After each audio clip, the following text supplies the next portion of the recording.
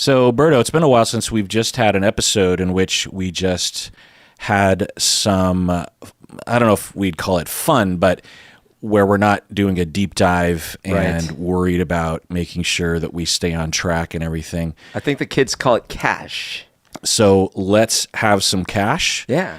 And answer an email here. This is from anonymous patron. She says, my boyfriend was still talking and apparently receiving nude pictures from his ex in the first 6 months of us being together, even though the entire time he was saying how happy he was to be with me and how he wanted to marry me and have kids with me.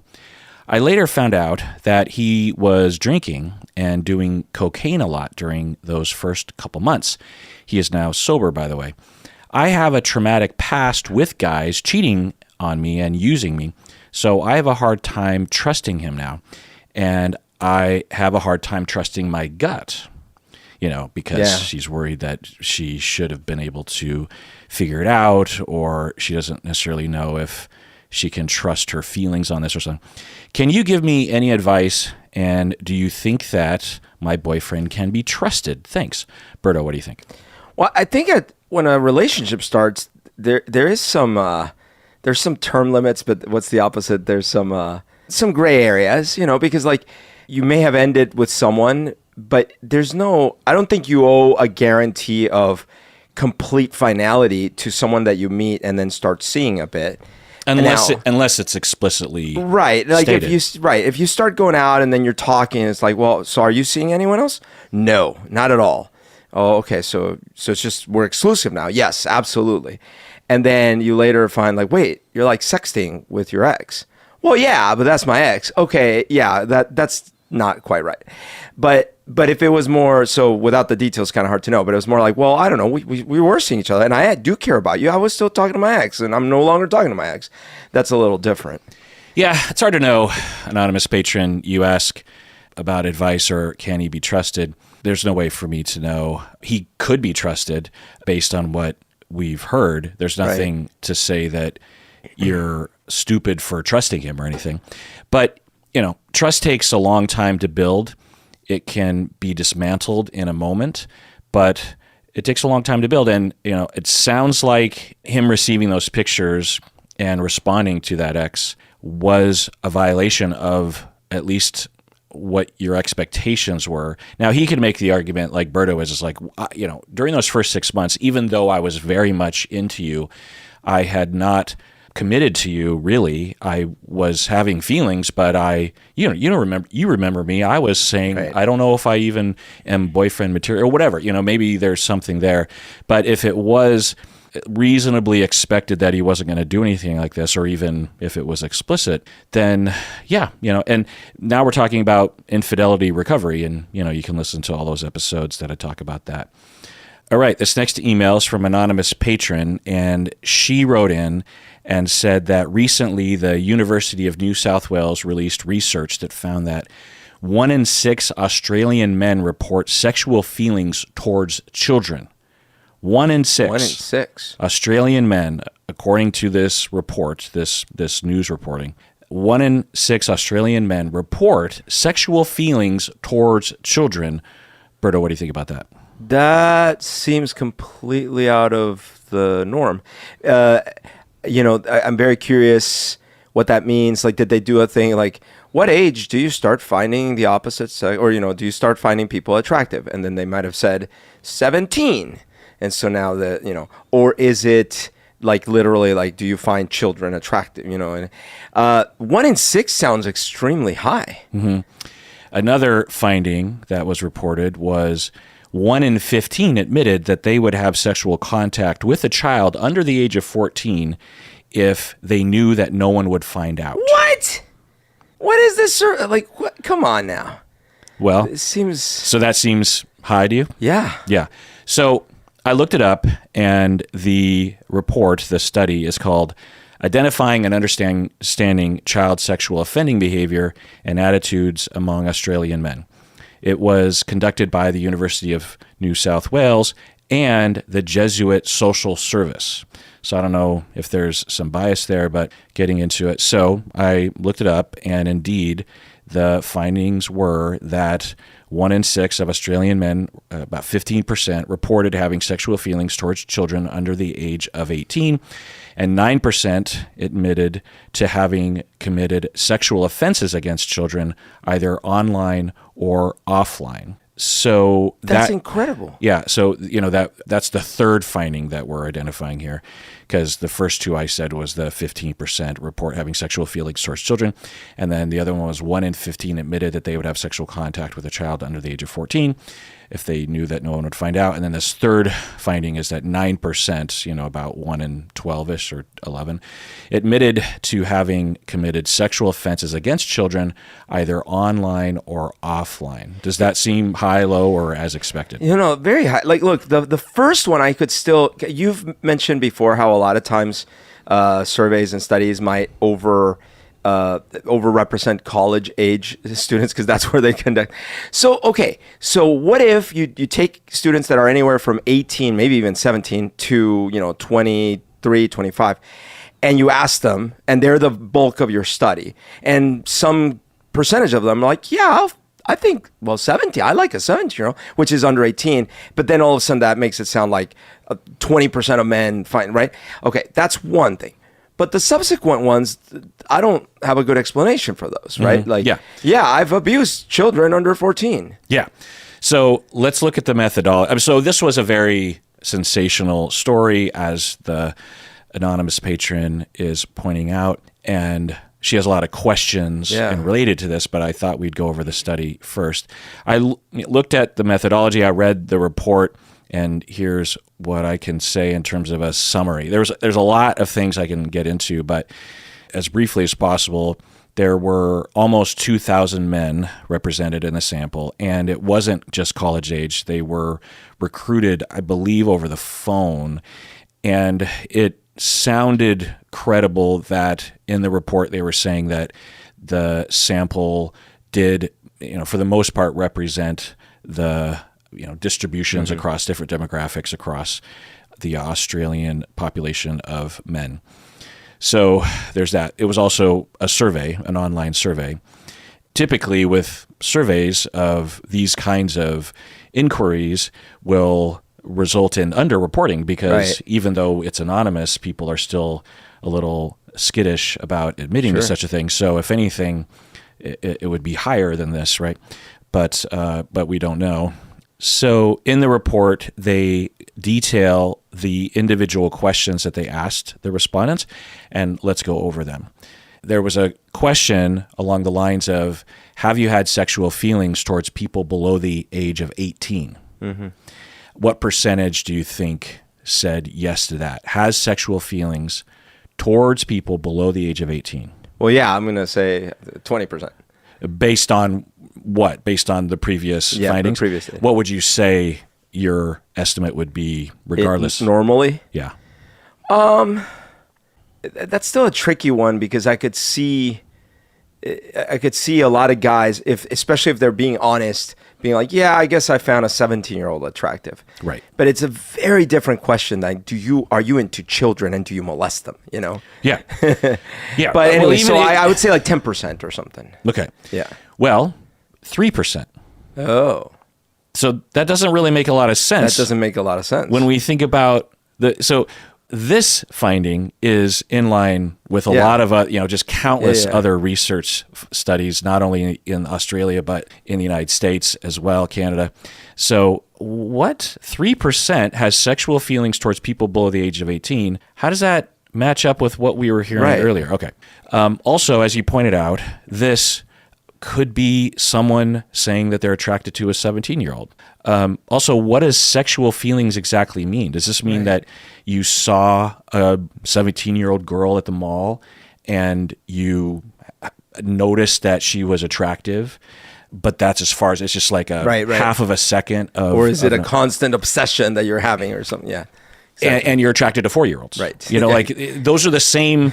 Both of those are yes to that question. Oh my God! Potentially. Now, I'm exaggerating. Potentially, it's possible that the vast majority of the respondents knew what they were getting at, but still, 17-year-olds are included. The other thing is they're not asking, "Have you recently?" They're saying, "Have you ever?" Right. And if you are 19 years old at the time, if you're thinking, Sure. well, yeah, when I was 19, I actually had a girlfriend who was 16 years old. Yeah. So what's going on here? Okay. So the next question was something along the lines of, would you have sexual contact with a child between 12 and 14 years if no one would find out? So what percentage would you say to that? Based on the previous data, I would say, yeah, that was going to be like the 15% or something like that. 6%. Now, that's still pretty high. Yeah. That's very high, actually. Yeah. But that's not 15%. Yes. Yeah. 6% Yeah. said yes to that question. And it's possible it's higher than that. Yeah. So that's disturbing. Yeah. If they would have reported that one, Yeah. then I would have been much more likely to believe it, one. Yeah. And two, it would be pretty sensational. I mean, 1 in 18-ish men admit on a Right. survey that they would have sex with a 12-year-old if no one would find out. I mean, And like you said, that's underreported probably, so then it's higher, and that means that you're in a toxic, dangerous situation. yeah. I mean, there's so many concerns and Right. and worries about this. One, you have probably a lot of guys that you would never know because they don't talk about it, right? Right. It's not like someone that says yes to this question looks a certain way or acts a certain way. And that's a pretty specific question. It's not having had sexual feelings, No. like inadvertent feelings. It's actually, would you have sex with a 12-year-old? So another question, would you have sexual contact with a child between 10 and 12 years if no one would find out? So I like these question designs because you're trying to Very dial in, specific, right? So what percentage to this? I mean, I'm hoping it's 0.0%, but I'm going with the 6%. I'm going to go 4%. A good 5%. Yeah. And this also fits kind of with previous data. It's a little high, but that's not too surprising. Another question here. Would you have sexual contact with a child younger than 10 if no one would find out? I mean, come on. 2%. 4%. 4%? Like, Yeah. that is so many people. Yeah. The next question. Do you have concerns about having sexual feelings towards people below the age of 18? One, what do you think that question is asking? I'm hoping, and I'm understanding it as like, okay, well, whatever your answers to the previous questions are, how do you feel about it? Like, are you worried that you might have these feelings? That kind of thing. Yeah, that's kind of what it sounds like to me, right? Yeah. But that's not what the report was Oh, really? getting at. They are saying that this question has to do, and I think it's quite likely that the respondents interpreted it this way, that the question is saying, do you as the respondent have concerns about you having sexual feelings for people below the age of 18? Are you concerned about that? So if that was the interpretation, what percentage do you think? Well, it's interesting because like we said it was what 6% were under 18, right? So were attracted to under 18. No. 6% were 12 to 14. 5% were 5 for 10. And remember that someone could say, I'm not attracted to 12 to 14, but I am attracted to below 10. Right. Because the way I would have interpreted it was like out of the percentage that said that they are, some percentage of them, and maybe, I don't know, hopefully half of them maybe, would be like, but I worry about it. And then another percentage of folks that aren't might be worried that they could be, and then they would get added into the mix. So I would put the whole total at like 8%. Yeah, it's close, 5%. The last question in this section was the lowest age that they typically find attractive is under 18 years, yes or no. It's sort of a weird way of saying it, but... Meaning that you only are attracted to people under 18? No, the range of the people that you typically find attractive, the lowest age is below 18. I see. Yeah. What percentage? It's sort of like a different way to ask that other question. Yeah, I guess so. Maybe it would capture people that would say, I'm attracted to 72 to 17. Yeah, 8%. Good, 6%. Okay, and that pretty much fits the other data as well. But it's a little weird because when we look at the first question, do you have sexual feelings towards people below the age of 18? That's 3%. Yeah. And then, would you have sex with someone between the ages of 10 and 12? You have 5% saying yes. So that means that there's a good number of people that would have sex with a 10 to 12-year-old, but actually don't have sexual feelings towards them, which is a thing. You know what I mean? There are abusive individuals who aren't actually attracted to children particularly, and they just want to harm them. They just want to exploit them. Yeah, I guess I'm wondering then, out of 100 people, are there 6 of them that sort of lie on the antisocial spectrum? Not people, hey, men. Men. But I'm saying, like, it kind of generalizing even more, saying, like, is there some significant percentage of a population that if they could get away with something, they would try it just to try it, right? And that's well, it really depends on what the something is, right? If we're talking about, I don't know, taking a shit in the middle of a bank, I don't know why that popped in my head. But I've met people like that, right? That and they kind of scare you a bit because as long as they think they're not going to get caught, they will do some really bad stuff. Totally. But would those people that you're referencing in your mind take that opportunity to rape a child? That's what I don't know. Like, because watching people interact in 4chan, maybe. Just because they can, that seems really strange to me. But it's sort of like, I mean, if you're a psychopath, yes. Yeah. But if you're not, I can't imagine how. I mean, if they're not on the psychopathic, I guess I am saying that they're on the psychopathic spectrum, right? Because, but that's the point, is that they'd be like, because you'd be like, well, so if you could go into someone's house and like burn some of their prized possessions but never get caught, would you do it? Most of us would say no. Yeah. There are those people that say, yeah. Yeah. Why? I don't know, because fuck it. No, that's not why, because there's a lot of things that would be fuck it. Sure. You could say fuck it and burn your own house down, but that's not what they would do. They would do this because they enjoy harming other people. Yeah, sure. Fine. But they may not express it in those terms, but yeah. And what I'm saying is not too many, but I've met a few individuals in my life where I'm like, that person would go into someone's house and burn their prized possessions if they could get away with it. Yeah.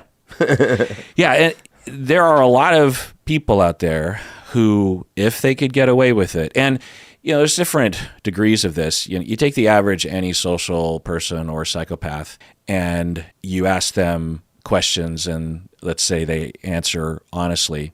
If they would burn your house down with your kids in it, if they had the opportunity, they would say maybe yes. But if you said, well, what if there's like a 2% chance that you're going to get caught? Would you do it? They would say no, because I'm not that interested in doing it. You know what I mean? So the way the question is asked, it has to be like full immunity. Yeah. Then they're like, yeah, I mean, because I have no remorse. I don't have any empathy. I don't give a shit. Plus, I have a bit of a streak of sadism. I like to see other people get harmed. Anyway, so the previous questions, Berto, in the report, they say, and this is where all the headlines come from. This is where it comes.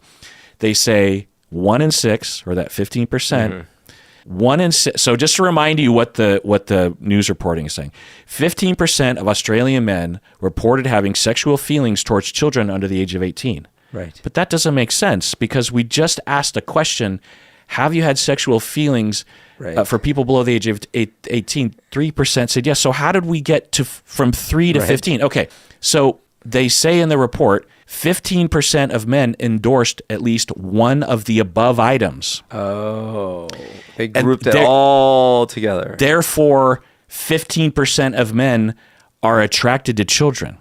Interesting. So included in this lumping, you have people that were asked, have you ever had sexual feelings for anyone below the age of 18? Right. So you're capturing people that are attracted to 3-year-olds or 17, and you haven't talked about to what extent or how old they were when they had those attractions. You also have a question: are you concerned about having sexual? Because that's 18 and below. So you ask people, do you have concern? Say you're a father and you have a teenage daughter, right? And you ask, do you have concerns about your feelings of sexual attraction to people under the age of 18? And the guy is like, yeah, I have concerns. Yeah. But that doesn't mean he's attracted to children or that he's a pedophile. You know what I mean? No, absolutely. So that's a very misleading. Yes. Wow. Which is so weird, because if you just look at the very specific question that asks, what the headline is promoting, you could just say 3%. Yeah. But normally I would be blaming the news, the journalists. But that's the report. But the researchers wrote that. Okay, so let's go on to the next set of questions. So they asked if the respondent had knowingly and deliberately viewed pornographic material containing people below the age of 18 when you, the respondent, were over 18 or older. So, have you knowingly or deliberately viewed, what we would call child porn, but again, this includes 17-year-olds, which is child porn, but it's a different scenario. Right. It's still bad, it's still illegal and highly problematic, but it's a different scenario. Well, it's like the whole thing where there's been these cases where the teenage lovers get in trouble, and one of them was 18, the other one was 16, and now all of a sudden he's a sexual predator. Right. But it's like, well, come on, we can't, really, we're going to use the same labeling? Right. And knowingly and deliberately viewed pornographic material, that could be searching out pictures for 5-year-olds, or you could have been, and this isn't good, but you could have been 30 years old hanging out with some guys, and one of the guys says, I have an old picture of my ex-girlfriend when we were in bed together. Do you want to see it? And you know, answer yes, and you know that she was 17. Like it's still not good. Right. That's not okay. It all depends on how the people are answering. Yeah, it's a wide range. Yeah. So what percentage? Okay, so percentage of people that said that they've knowingly viewed porn under 18. Deliberately. Knowingly and deliberately. I'm gonna go 10%. 3%. Oh, we're back to the 3%. Yeah, pretty low. Yeah, that's pretty low. Yeah.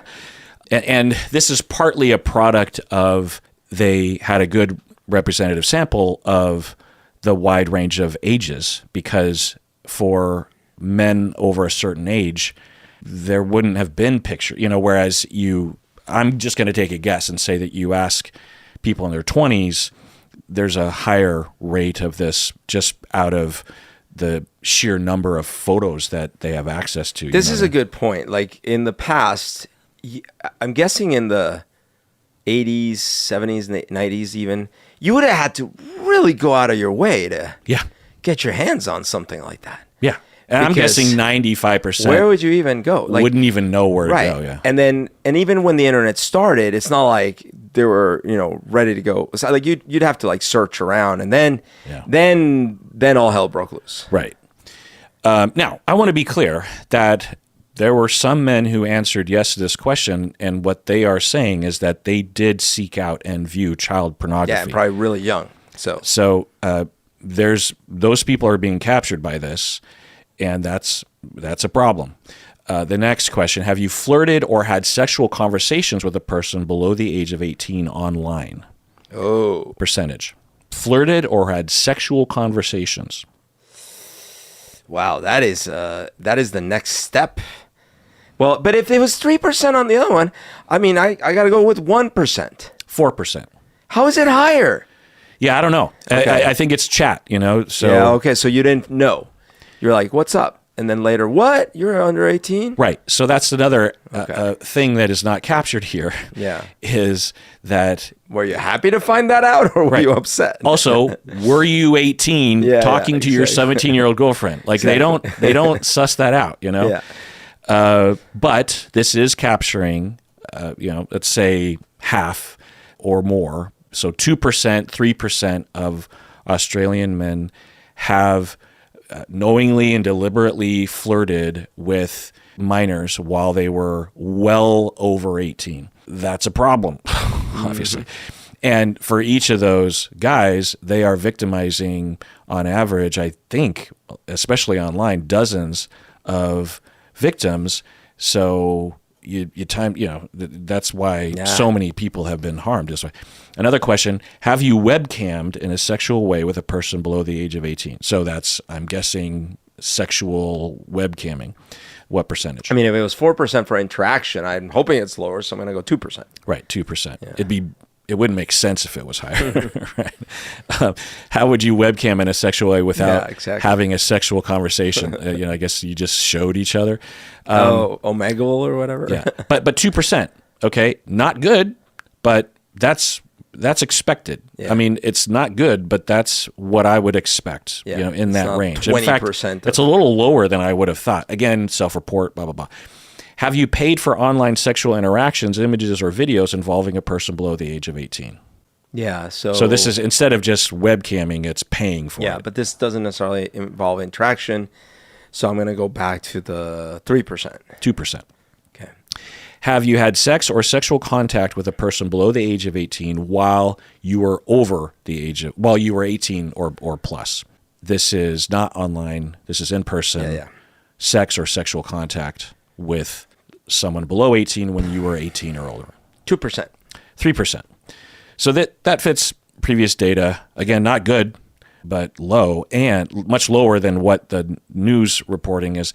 And also, it captures people who were 18 who were with 17-year-olds, which could be a problem, but that's a different scenario. So then in the report, they say 1 in 10, or about 9% of men, endorsed at least one of the above items. You have 3% saying that they have looked at, I don't even want to call it child porn. It's pornographic material. Potentially including child porn. But that phrase of someone having viewed child porn, that has we have an image of what that means, right? Exactly. But the question doesn't get at the image of what. Right. But it might be, who knows? But anyway, that's 3%. Right. But so what they're saying is, even though some men might individually only say yes to one of those questions, you just add them all up. 9% of our respondent pool said yes to at least one of them. Okay. So now I'm guessing that there's a high rate of overlap between the groups who do a lot of online stuff with people who are younger, which is a problem. So I have a hard time thinking that the 2% who said that they webcammed in a sexual way with a person below the age of 18 is a completely different set of people than those who paid for online interactions online. You know what I mean? Yeah. And also, I'm guessing there's a lot of overlap between those two groups and the group of men who said that they did have in-person sexual contact with someone below the age of 18. So I'd be curious as to what percentage of men said yes to the more concerning questions. You know what I mean? Yeah. Let's take a break. When we get back, let's continue this. What do you say? Let's do it. So we're back from the break. Let's do an OPP, Berto. OPP. So these people became patrons all the way back in 2017. Whoa. We have Stepan Steven from Armenia. We have Brittany from Frisco, Texas. We have Phibbs from Tempe, Arizona. Melinda from Evans Mills, New York. Nice. Mariani from El Paso. Samuel from Newark, New Jersey. Amy from Atlanta, Georgia. Jack from Minneapolis. Claire from Bellevue. I'm pretty sure we've communicated with Claire. Ronnie from Norway. And Matej from Slovenia. Wow. All right. So there were other problems with the study, by the way, but I'm highlighting the main ones, especially as it relates to the reporting. Right. And plus, other studies have found similar rates on some of the questions and much lower rates on other more global questions that they are addressing. So, this is just one study, and sometimes you do everything you can to capture a representative sample. And 2,000 people certainly is a pretty big sample, but sometimes, there's anomalies. And anecdotally, I will say that last year or 2 years ago or something, there was like this giant bust of a very hardcore pedophile ring that was being run out of Australia. Right. So that leads me to a question, which is there a particular problem in Australia, like culturally? Yeah. I've never heard anything along those lines, but there's a possibility that for men who have those, tendencies, they actually will move to Australia to have access, because you think about other places. I don't know this, of course, because I haven't looked at the research, but Thailand, from what I understand, has a very concerning... Oh, yeah, no, actually, I would imagine that there's a lot of countries where if you can move there and you have money, you can get away with a lot of bad behavior. And I highly doubt that Australia is anything close to that, but I don't know, Now, on the other hand, these findings, when you look at the specific questions, are not shocking to me. These are similar rates that I've seen in other reporting. The problem is that the report, so it's possible that I could be convinced that the report is accurate in the way it is saying that 1 in 10 men endorse at least one of the items indicating that they are actually engaging with minors in a sexually abusive way. Well, if they deduped, like if there are unique identifiers for each respondent and they add them all up and it's like, these are all the questions we think qualify for these kinds of bad behaviors. And out of all the respondents, this many responded at least yes to one of them. So yes, we're going to add them up. Right. Sure. But the way that the report is even giving it to us, it's unclear if that's a valid conclusion. Yeah. And if some of the questions were excluded from that, grouping, or if the questions were more specific in the way that they were being asked, Yeah. And now I'm wondering, are there, higher rates for child abuse or things like that? And, does that match the data? And right. And another factor could be that, and I don't think this is true. I mean, it's certainly not my anecdotal experience, but it's possible that in Australia, they have a more relaxed attitude about teenagers, about 16-year-olds. Certainly in the United States, 30 years ago, there was a much more relaxed position on that. There are still some states, I believe, where age of consent's like 16 or something. Right. Yeah. Right. That's another thing. Thank you for saying that. Is that the report is asking questions of people that might live currently or grew up in a different jurisdiction where the age of consent was 16 or lower. So when they say, when I was 30, I had sex with a 16-year-old, although a lot of us would think that was in all likelihood exploitative and harmful, it culturally and legally was maybe not a problem. Might have even been endorsed by families and stuff. You know what I mean? I gotta say, even in the late 90s, early 2000s, I still knew people, not a lot, but I knew at least a couple people that come to mind, who were in their late 20s and were seeing people under the age of 18. Really? Oh, yeah. And certainly when I was in high school, my main competition for one of my girlfriends were guys in their mid to late 20s. Yeah. But you're saying that when you were in your late 20s, you had a friend? I knew at least, I don't know, I wouldn't characterize it as a friend, but dating a high schooler? Bragging about going out with, yes. Yikes. Yes. I mean, things were different 20 years ago, but they weren't that. But they weren't that. But that would still. If I guarantee you, if I was around during that, were you shocked by that? Yeah. Right. Well, I was shocked back in high school when there's a 27-year-old dating this 17-year-old girl that I was going out with. That was shocking to me. Yeah. I'm still shocked by it. Right. It's just that what I'm saying is not that it's okay. It's just that up until even 20 years ago, these things still showed up, bubbled up, And should we have a conversation about that? Yes. And are we having conversations about that? Yes.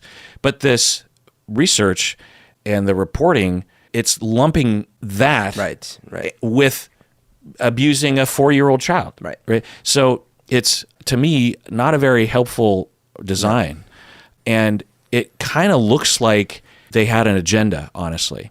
I can't know that, but I can tell you that if I was in charge of this report, I would say, whoa, wait.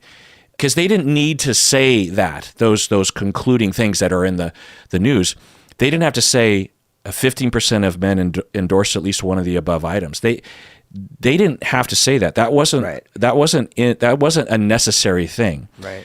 They reported in a very dry way about each question and how people said yes, which is shocking. 6% of these men said that they would have sexual contact with a child between the age of 12 and 14. That right there is already shocking. Yeah, I mean, that's a great question. That's there's no possible way you could misinterpret that question. That gets at something that's very concerning. But then down at the bottom and say that 15% basically are attracted to children, and yet you have one of the questions that's included in that lump of have you ever had a sexual feeling toward anyone below the age of 18? And that's 3%. Yeah, right. Yeah. So it seems like there's an agenda, and unfortunately, when it comes to research and its funding and also the motivation to even engage and the tedium of not only conducting the research, but also publishing the research and trying to get the research funded and staffed, often requires that at least a team of lead researchers have to have a bone to pick, if you will. And sometimes that bone is something I can get behind, and sometimes it's something I don't know if that's what's happening here, but I can tell you that, like I said, if I was in charge of this, I would say, you got to take that sentence out. That's too confusing.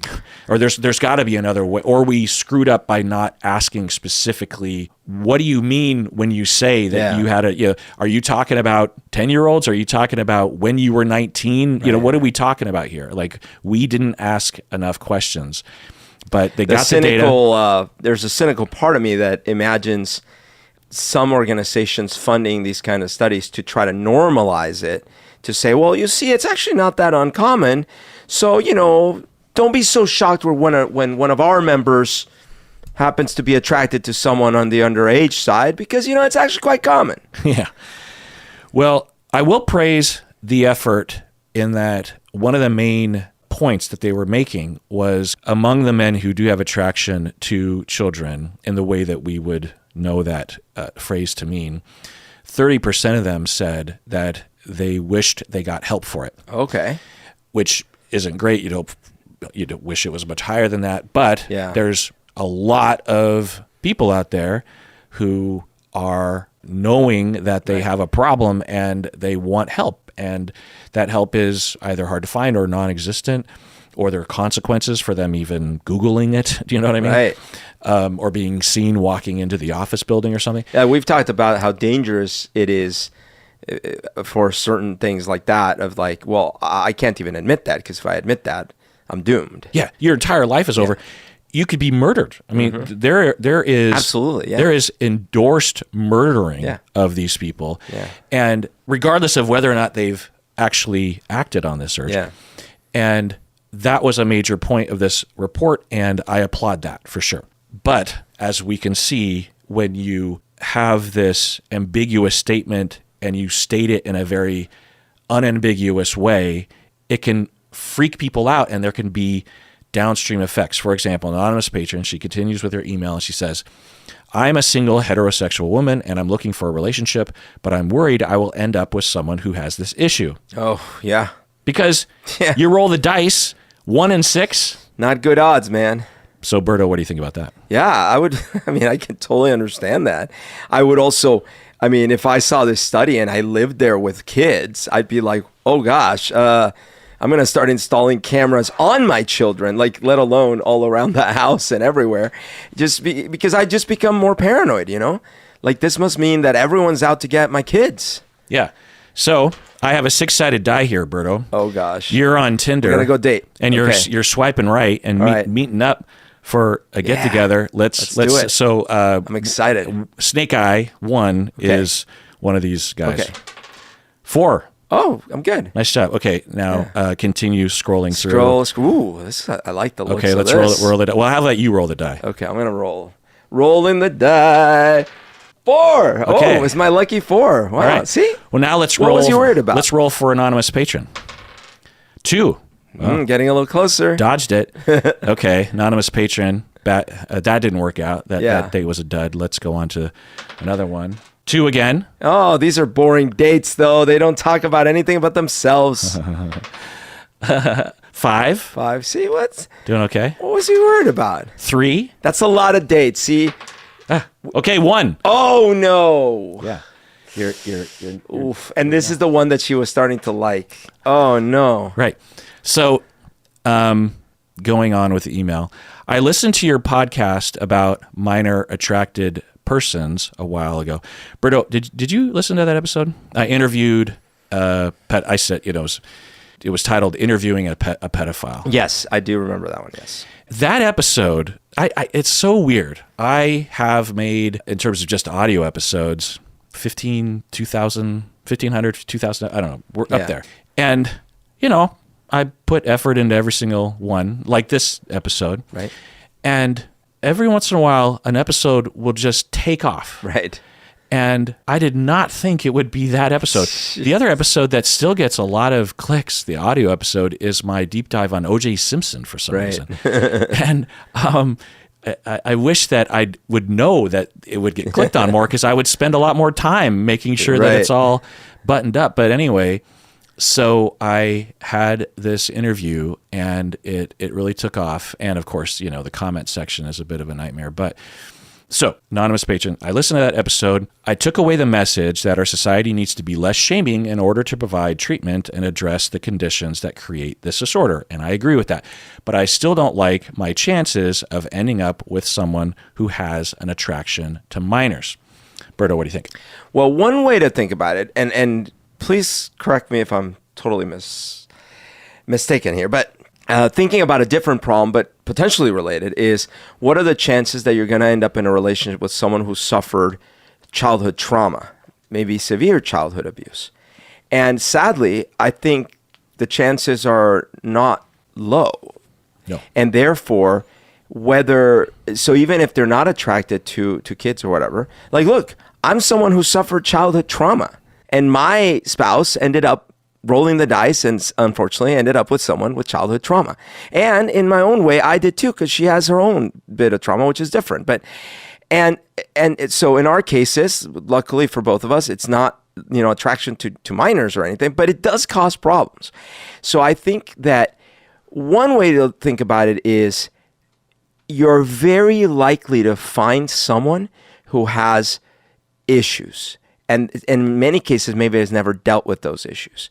Now, if you happen to get unlucky enough that that person is so severely traumatized or is so severely disturbed that it ends up being a severe risk to yourself or others, okay, that really does suck. And but what I would say is that being afraid to date because you might find someone that has issues is unfortunately not realistic, because so many of us have issues.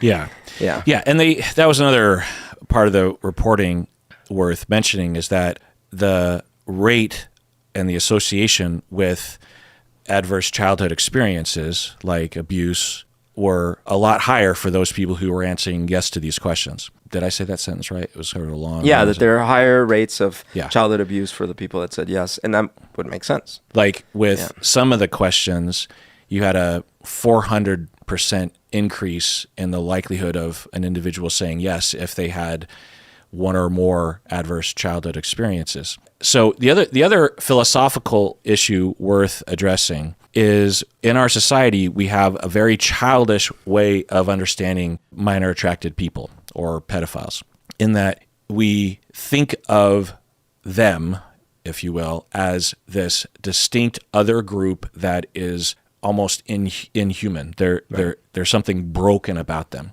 And that is not clinically accurate. Are there people who are perhaps irredeemable? Yes, I've met and treated some of these people. I can't know that they're irredeemable, but they seemed that way. But there are a lot of people out there who have attraction to minors and may have actually had contact with minors who are redeemable and are redeeming themselves, perhaps. Everyone can make their own choices to whether or not you can redeem yourself after that. But reformed, at the very least, without risk of committing these things again. You can have someone who, say, is attracted to 13-year-olds, maybe even thinks about 13-year-old bodies, but would never actually act on it, would never creep someone out. That's not the way the internet will talk, right? If some guy came forward and said, I fantasize about 13-year-olds while I'm having sex with my wife, it's game over, man. Right. There would just be all the assumptions would come with that disclosure. Right. But just that disclosure alone means nothing to me in terms of the risk. Does that person have a higher risk of harming a child? Yes. Right. But not a much higher risk than the average person, because I don't know what else. I don't know the other factors. I don't know what else they're doing. Have they harmed people in the past? How is their life going? That's another thing. Do they have a partner? Do they have a moral compass? Are they drinking all the time? Are they struggling by running on the treadmill of trauma? There's just a lot of factors. And so when you, anonymous patron, here, even if we go with the exaggeratory reporting, it's unclear. Even if we say, okay, 15% of men endorse at least one of the questions, answering yes to the question that they do have attraction to minors. What does that mean in terms of your prospects as someone who's heading out into the dating pool, but also for children, getting married and having kids? Are you doomed if you married and had kids with one of the fellas who said yes to those questions? No. Might you be doomed? Yeah. You could be doomed with someone who said no to all those questions. Yeah. It's just hard to predict the future. If anything about psychological research has taught me, it's that. It's just hard to predict any individual's behavior in the future. And maybe it's, there's kind of these general guidelines that might help someone who wants to develop a relationship with someone else, not necessarily specific to this, but just this is my opinion, but the more open the communication seems to be, the more you seem to be able to have conversations about, any topics freely, the more that the things that they tell you about them seem to match their behavior and things you observe. And then I think that gives you more assurances. It's never 100%. They could be hiding deep, dark secrets from you forever, but that's my perspective. Yeah. Now, is it a risk? Yes. There are people out there listening right now in that situation or have been in that situation where they can say, I swiped right on someone and 10 years later, I discovered that they were attracted to children and were secretly abusing my children and my nieces and nephews or other kids in the neighborhood, right? And yeah. That's real. That's a problem. You don't want to date someone like that, obviously. So then anonymous patron says, what do I do? Are there ways I can avoid dating someone like this? Are there signs I should be looking for? Should I be asking other questions? I don't know, Berto, what do you think? It's kind of what I was just saying, which is I don't think you can start a date by like, hey, before we get to the dessert, just have a questionnaire for you. I'm going to show you some photos and I'm going to gauge your penile reaction. Although that might be fun, but Yeah, don't mind this plethysmograph as exactly. as I rope it around your rope. Exactly. But what I was suggesting was, first of all, don't rush into new relationships. Meaning, don't meet someone and be like, wow, this is perfect. Let's get married in Vegas tomorrow. Okay. Number one. Number two. Observe, have conversations, and then what I would say for me is like the more I feel like that any topic is a safe topic, and that I'm hearing things that match behaviors, and that when I meet their friends and their family, it seems to be like it's a holistic picture that's not different from, that starts giving me assurances. Whereas if, you hear one story and then you talk to someone, it's like, oh, wait, that's not what they told me. And you start noticing inconsistencies, or you do start noticing that they hide things from you and stuff. Yeah, well, those are red flags in general, let alone for this topic. But is there a failsafe? No. Yeah. Yeah. Those are all good suggestions. I think that there's a number of things you could look for that would capture a lot of risks, not just this one, but also the risk of them being abusive to you as a partner in the future, or cheating on you in the future. There's no fail-safe way, but there are some signs, like just how much empathy do they have? Are they still friends with at least some of their exes in the past? What's their relationship like with their families? That's not always an indicator of anything, because their families could be horrible people and they might be very healthy to avoid them, but it's just another thing to look at. How do they treat you? How do they treat others? Because if they are more psychopathic, more antisocial, they're much more likely to commit any number of issues, including this. That isn't to say that people who are attracted to minors are psychopathic or antisocial. There's an association there, but there's plenty of people. In fact, most of the people who are attracted to minors are not psychopaths or antisocial. But that would be one thing to look for. And if they did happen to have an attraction to children, but you detected that they had a moral center, that they did have empathy, that they did care, that they did seem to have some integrity and some self-awareness, the ability to reflect on their own mistakes and their own personality, their own tendencies, then there would be in my opinion, there would be a greater likelihood that they would identify themselves as someone who needs to take measures, maybe even getting treatment, to refrain from acting on those urges. Is their life a train wreck? Are they drinking all the time? Is there drugs involved? So, there's just a lot of things you can look for that people generally know what to look for, and this is included in it. Having said that, might you meet someone that has empathy, that their life is going well, they have good relationships with people in their past, and they have a secret attraction to children, and 5-10 years later, you come around the corner and you catch them looking at child porn. That does happen. And I don't know if there's a way to capture that, Yeah. Berto, what you were kind of getting at it, where maybe you, as soon as you have enough trust with each other, that you start having these conversations, where at the very least you would want to know, right? Yeah. And so you could say, look, I would just like to know, and trust me when I tell you that I won't tell anyone about our conversation here, but right. I just want to know, might that capture it? Probably not, but maybe. The other thing is what you were getting at, Berto, which is the overall thing, is just wait. Yeah. Because in all, a lot of the mistakes that are made are when people rush. Yeah. Particularly to have kids. Yeah. So if you wait, then you're more likely to catch it. All right, Berto, final word on that topic. I would say it's a big concern. Some of those stats were definitely a bit concerning. Without knowing more information, it might just be as concerning as it always is.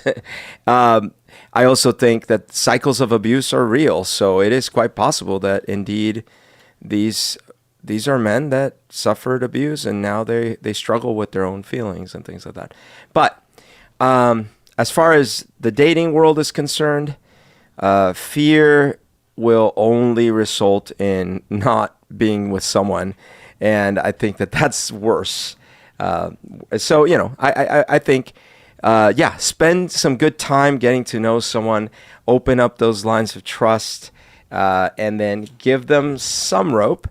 But if you start noticing weird things and things that scare you, don't be afraid to stand for yourself and maybe maybe make a break from that relationship, because, you don't want to be caught in something horrible, or worse, be participant to something horrible.